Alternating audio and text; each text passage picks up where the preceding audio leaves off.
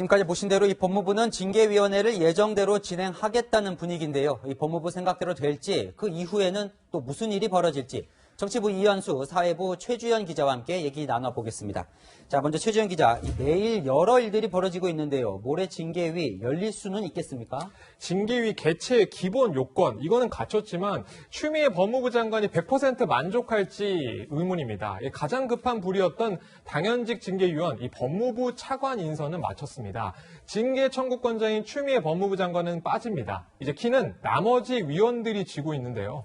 특히 이 장관이 검사 2명을 징계위원으로 지명할 수 있는데 이들이 참석할지가 관건입니다. 만약에 2명이 부담감 때문에 출석하지 않으면 징계위는 또 연기되거나 한 번 더 열릴 가능성도 있습니다.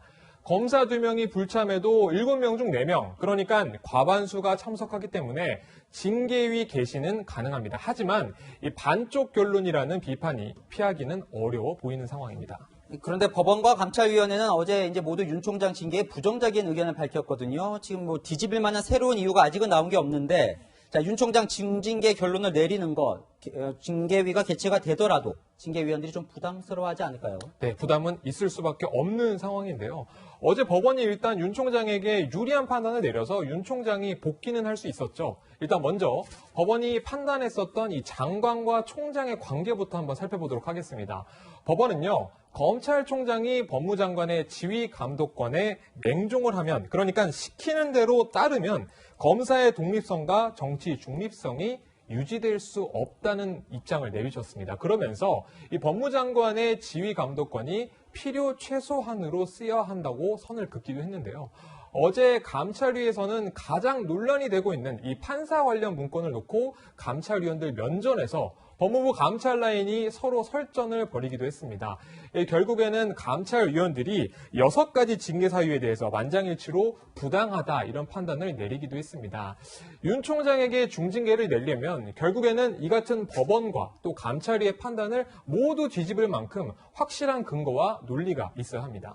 자, 이제 정치부 이현수 기자에게 좀 물어보죠. 이 징계위에서 뭐 중징계, 뭐 더 나아가 해임 결정이 내려진다면 그 이후에 청와대 계획은 뭡니까?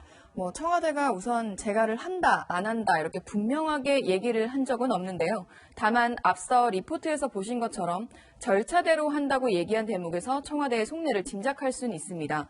모레 법무부 징계위원회 절차가 흠결없이 진행이 돼서 해임이 결정된다면 검사 징계법에 명시된 대로 법무부 장관의 제청을 받아 대통령이 징계를 집행하는 수순을 밟을 것으로 보입니다. 다만 해임 결정 직후에 대통령이 당장 재가를 할 가능성은 낮다는 분석이 나옵니다. 검찰총장 임명권자로서의 책임에서 자유로울 수 없는 만큼 주말 동안 고심하는 시간을 가질 것이란 관측이 나오고 있습니다. 자, 이 대통령으로서는 직접 이 윤 총장 해임 문서에 이 사인을 하는 모양새는 피하고 싶어 했던 것 같은데요.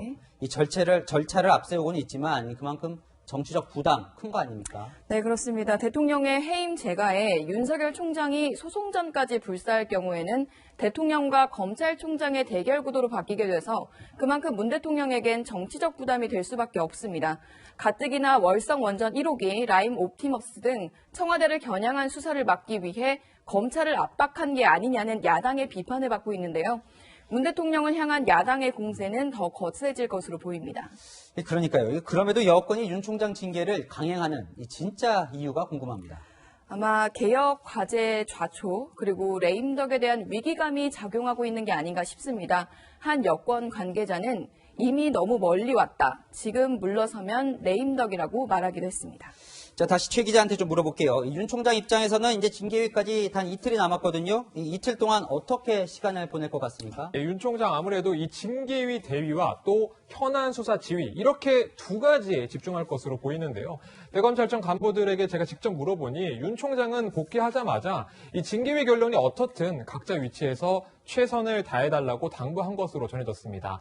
이 산적한 수사 지휘 업무도 아무래도 수사를 속도를 내고 있는 모양새인데 어제 저녁에도 참모진들과 수사 관련해서 회의를 한 것으로 알려졌거든요.